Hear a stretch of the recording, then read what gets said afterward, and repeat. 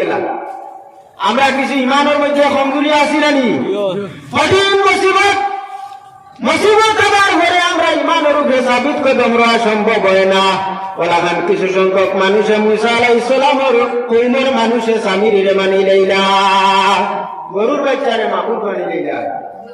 আল্লাহ ফরিস্তা হলে আল্লাহর কাছে আরো করল, আল্লাহ জমিনও আমরা আগুনরে বানাইতে সময় নিষেধ দিছিলাম, আজকে দেখছেন আপনার লোকে মুসা কথা খাওয়াইছেন, দেখা পাইছেন এর ভিতরে আরেক মাবুদ তারা বানাই লইছেন।